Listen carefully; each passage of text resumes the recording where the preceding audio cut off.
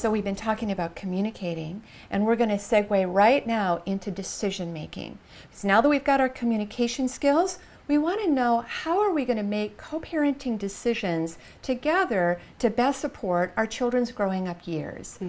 Maybe you can start with some of those really important major decisions. Okay, so typically when we talk about major decisions, we're talking about medical, education, and religious.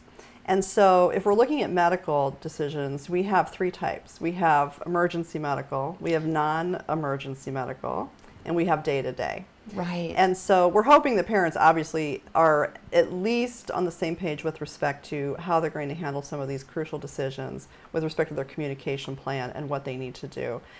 Our parenting plan in Washington State with respect to medical has a provision that says if the children are in your day-to-day care and it's not life-threatening, essentially, then that residential parent really has the capability of making the decisions without having to constantly communicate with the other parent. For instance, if your child has a cold but you don't know if maybe it's turning into strep throat and you needed to have a doctor visit in order to get a diagnosis and or maybe a prescription. That would be more on the day-to-day levels. Or if you're just administering over-the-counter medication, your child has headaches or maybe has a touch of the flu, those kinds of things, you don't need to bring the other parent in. Right. And usually what I say, if you're taking your child to the doctor, just inform. Right. Hey, woke up this morning with a fever of 101, spots the size of Texas, on our way to the walk-in clinic, we'll let you know. Right. Parent doesn't need to respond, doesn't need to be involved. It's just respectful informing. Right. And then we go back to really, if something does have, that comes out of that appointment, if there is a transition that's going to occur, that can be included in that report that you were talking about. Correct. Here's what the prescription is, here's how to refill it, here's what the dosage is, et cetera. Right. Then we talk about non-emergency medical that does require some decision making, however, and that would be things, I would extend that to things like dental issues and orthodontia. And so in other words, the child doesn't need it maybe right now, and we know that probably there's going to be a bit of a cost outlay with that as well. And what do we want to do with respect to both giving permission for this procedure to occur and or this treatment to occur, and then again, how are we going to start talking about sharing the costs with respect to that? Right, and I usually say who, what, where, when. So if we've been referred to a physical therapist, we get to decide together which physical therapist, is it covered on our insurance plan, how are we going to pay for it, and for how long are we going to do it? So who, what, where, when, how. Right, and so some of those things, I guess, fall under the category of elective. Right. And again, the more you can have that communication about those decisions with your co-parent and leave the child really out of any dispute you may have over how that's going to happen, the better. Now, we do get into sometimes medical issues that people might consider to be controversial, especially when it comes to medication or vaccinations or something in that area. Then you really do need to flesh out what your individual roles are going to be with respect to providing that care.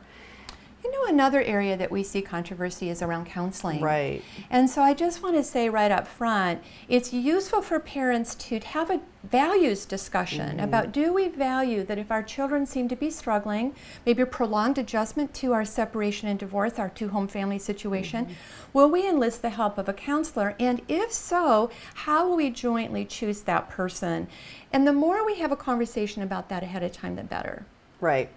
I think you're dead on with respect to the values judgment. And again, do we have a difference in, I always go back with clients and I say, when they're having a dispute, do you have a difference in facts or do you have a difference in values? And once you can get clear on that, it might help make the decision making easier for you when you do get into a little bit of a rough patch with respect to whether you can reach agreement or not. Right. One of the ways to prevent trouble over communicating about counseling is please, please, please do not use your child's counselor as a weapon against your co-parent. And sometimes there is that sort of secret motivation, and if that is your secret motivation, cancel it immediately so that your child's counseling is really about what your child needs and that both parents can remain safe in the process and learn from that experience as the counselor sees fit. Right. So then we're going to move on to educational decisions.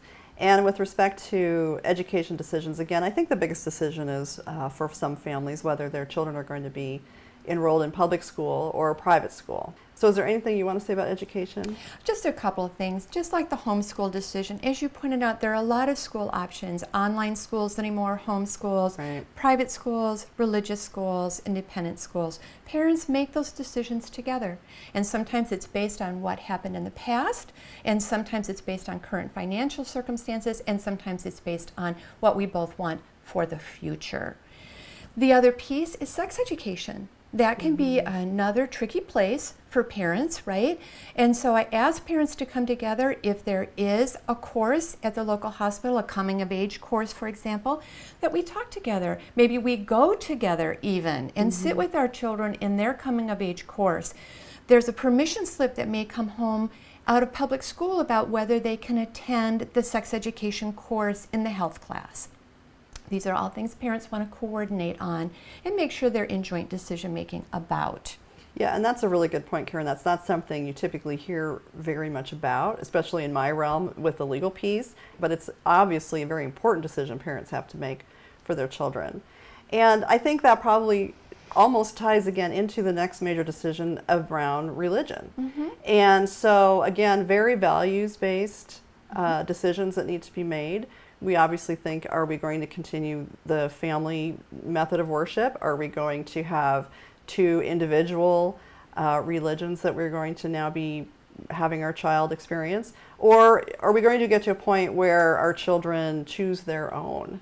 Right. Or in families that really don't have a religious foundation? How do we handle really those differences of religious values? And correct me if I'm wrong, my understanding is that religion is actually protected by the Constitution for the parents. And so although I may have been practicing one religion while we were married, if I were to say choose to explore a different religion now, I'm actually free to do that, and I'm free to take the children with me to have an understanding of that religious experience. And it's my obligation and your obligation to not do anything that could disrupt or negatively impact that exploration. That's actually a protected right. Do I have that correctly? That's correct, and that's a really good point to make. Well, I just want to make a mention that in the workbook is going to be a list of what we call other provisions. And these are things that aren't mandatory, but might be recommended to include in a parenting plan. And you alluded to a few of those earlier, like, are you going to have joint decisioning about tattoos, body piercings like earpiece piercings and belly button piercings, and whatever is current for your kids? How about when we get our kids their first cell phone, or if we allow them to have their first Facebook page, their driver's license? There's a whole host of things that you may want to consider as joint decisions and include those in that list of decision making in your parenting plan. Right.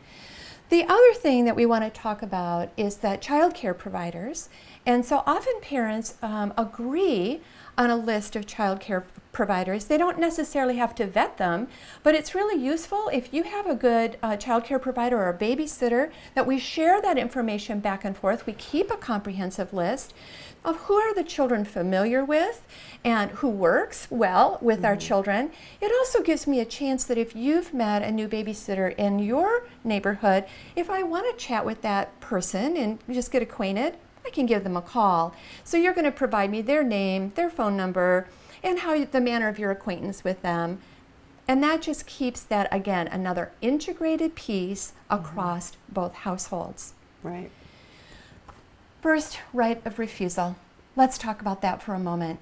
You know what I'm talking about? You want to describe that, what that is? Well, oftentimes clients come to me and say, well, if the other parent doesn't have the time to provide child care for the children due to a work schedule or a social engagement or something else that will take them away for a certain number of hours on that parent's residential time, can the non-residential parent then have what they call first right of refusal, which is, will they call me first to provide that babysitting or that daycare? And I want to make sure I mandate that in the parenting plan, that if it's over, say, for example, 4 hours, then I'm the one that's going to be providing the child care for our children until the other person can return. Right. You know, and in some ways it makes sense that that's what we would do. The part that doesn't make sense is that we would actually codify that. Or what I mean by that is actually write that in our parenting plan, because when we're getting along and we're co-parenting well, it's exactly what we're going to do. when we're not, it's something we're going to fight over. And I know that we touched on this in a previous video, but we're underlining it here because it does come up around decision making, that we want to remember that there are many child care options that children benefit from. A grandparent being in town, a sleepover with peers, those sorts of things. And when we have a right of first refusal clause in the parenting plan, it preempts and makes it difficult, often a struggle and conflict for those other things. So if your value is your ability to make healthy decisions on your own time over requiring each other to do a certain thing, then we're going to leave that right of first refusal clause on the side of the road, and we're going to do the right thing, which is if I'm going to be away and there's not another good option that I can see that would be useful for the kids, I want the kids to be with you, and of course I'm going to call you. Sometimes I think there's two pieces to that. One is efficiency. How efficient or inefficient is it to get the other parent whose residential time it's not with the children to come out of their schedule when they know they don't have the children to provide that care? And the second piece is, I think oftentimes the right of first refusal comes from the behind the scenes desire to not have another new partner involved with respect to watching the children. It's not necessarily, I don't want grandma or I don't want the favorite babysitter, but it's really a way to imply, I don't want any other person who might stand in my stead as a parent to now begin to watch the children or develop that kind of caretaking relationship with those children. What do you think about that? It's that emotional uncoupling, right? It's that letting go, it's that spaciousness. And clearly, in a new relationship, that's appropriate. That person shouldn't be providing child care. Right. But once that's a well-established, vetted, ongoing relationship, and the children know this person, we may need to loosen up a little bit and accept that there's another adult who cares about our children, and that is an established relationship, and that's okay. So that really brings us to the point of saying, in all this decision making, Karen, what do we do when we have to lay out these protocols? What is the best way to make ourselves successful and kind of anticipate some of these rough patches in decision making that we're going to be facing? What is a method that we can employ now to help us walk through that successfully?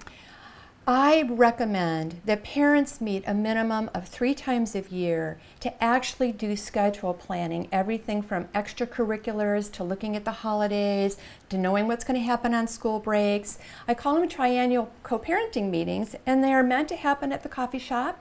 That's where we're going to go through a whole list of decisions. We're going to try and make those in a comprehensive way so that we're not dribbling and drabbing decisions. Oh, I just thought of this, I just thought of that. Nope. We're going to systematically sit down, go through those decisions. We're going to do that in August for the first semester of school. We're going to do it in January for the second semester of school. We're going to do it in March for the summer. And that way, again, integrated, well thought through, parents working together and making those decisions effectively, and kids' lives moving forward beautifully. Great. So, and I'd like to just touch on, in the event that we are unable to reach agreement, right, what models do we employ then? And that would be the next step of moving to perhaps employing a mediator to help make these decisions and flesh out what those value-driven decisions are versus what those fact-driven decisions are. And if you get a really good neutral professional who can help you, that can get you over some of those humps when there's just the two of you kind of in the same box that you've been in as you're uncoupling, right? And of course, if it goes further, you might want to seek legal advice on how much leverage do you really have if you're going to just draw a line in the sand about a particular way to make decisions when you can't come to an agreement. Right. Is this a good place for your divorce coach, your co-parent coach? Excellent. Right. That's kind of their experience base. Right. And what we want is for you to have the support you need to make the decisions and to be able to communicate in a way that allows your children's lives to move forward smoothly and your parenting plan to be implemented with integrity. Thank you.